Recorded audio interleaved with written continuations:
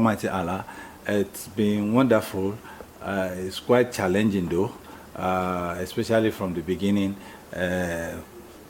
looking at what I met and what it's supposed to be.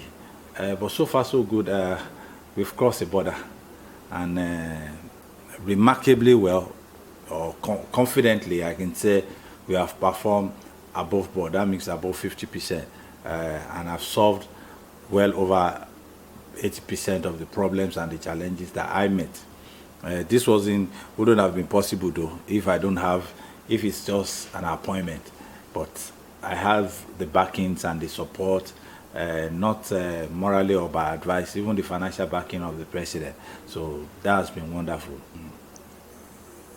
The greatest asset we have in this country is human capital. But with well over 500 staff around the country, there is a low performance of what is expected in the creative industry, in the film industry, of the staff.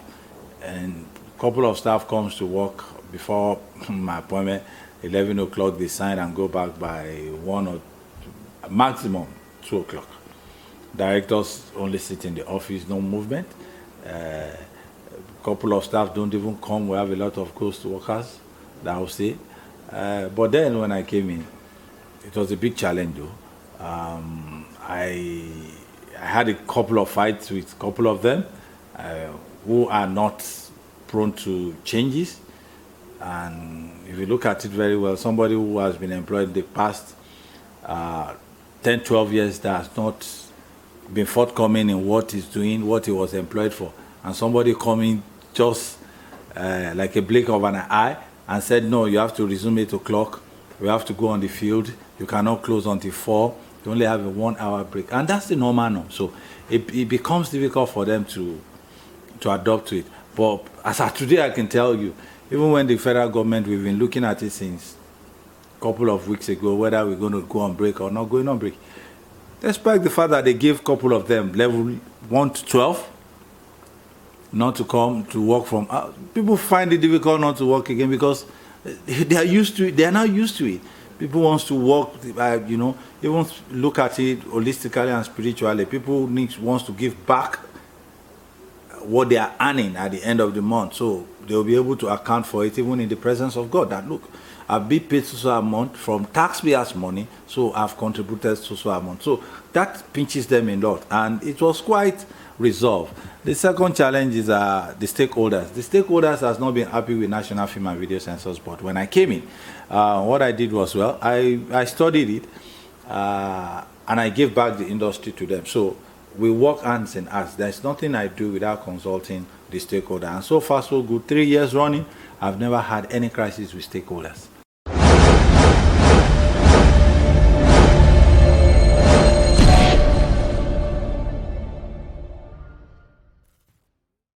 Well, in terms of film expansion and, take home here, like I said earlier on, it's not because I'm part of this government, it's not because of that, but it's clearly it's showing, FIRS can confirm, box office can confirm, that's cinema alone, that we have improved. When I came in, we have less than 20 cinemas when I came in 2017. And by now we're rolling into 60.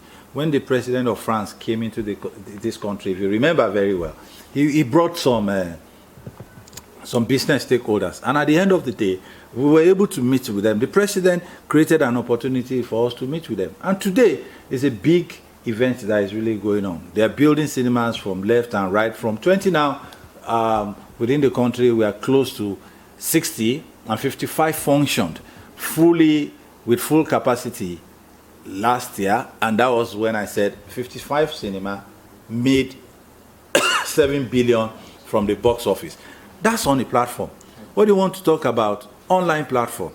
It has generated more enough than what we are talking about. And what about the DVD market? Some will say, well, some of us in Lagos, Kano, and what is it called? Port Harcourt in the big city says, oh, DVD market is dead. But if you look at our population in Lagos, Port Harcourt, and Kano, we are just minimal compared to our parents that stays upland. And you ask me, when you go to customs and look at the figures, the rate at which DVD player still comes into this country, you'll be shocked. And I always ask people, do we use DVD player to cook vegetable? No. We use DVD players to play the CDs and the DVD being produced. And it goes into all the villages and things like that. Even you and me, how many of us can still link up with the internet to say we are online platform and things like that? So it's really, really growing. In Abuja, not even in Abuja, the first, because of the ease of doing business of the president policy, the first Anglophone biggest cinema is going to be opened. It should have been open if not for the coronavirus pandemic. Located between Maraba and Yanya Axis. 300 capacity with a full-blown stage that can take about 5,000 when there is a musical show. So that's part of the visit and the collaboration of Nigerian government with the French government that brought that about. That's going to create about 100,000 jobs within that Axis alone. So that's on the cinema. DVD is still a huge market. And if you sum up everything together, apart from agriculture, the creative industry is the second employer of labor anywhere, anything. With the face off. And when you look at outside, even all African films now are being called Nollywood. When you move away from here as an African person, the first thing they will approach you is it Nollywood? So, and you see people collaborating with us, coming to work with our actors and actresses, distributors and other stakeholders. 2019, we were able to be, there's a conference of the world cinemas that who is who are the ones who make decisions. 2019, Nigeria was awarded that the best, the emerging content producer of the world, and that is quite impressive.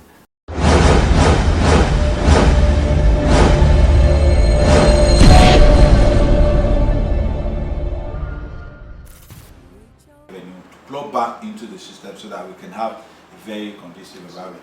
If you look at it, they say piracy is growing, piracy is growing. That tells you something.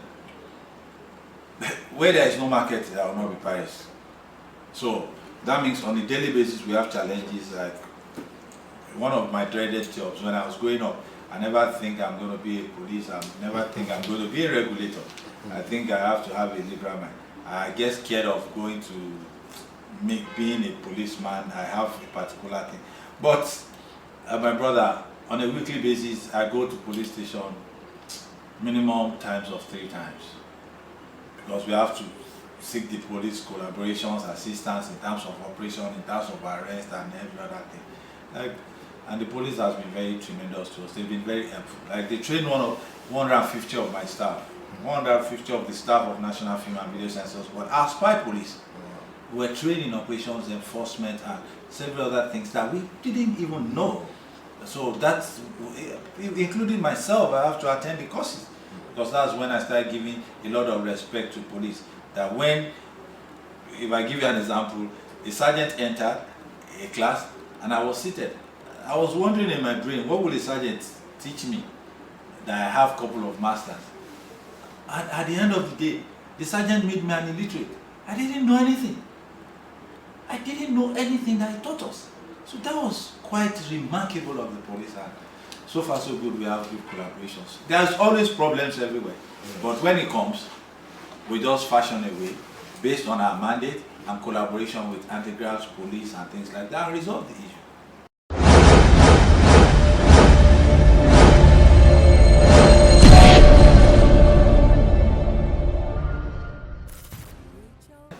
And in our own ministry, Honorable Lai Mohammed, the minister, has been doing tremendously well. Since all these days, he's been moving around. Equally, we've been resuming and monitoring and designing several ways of what? Of educating the people and informing the people.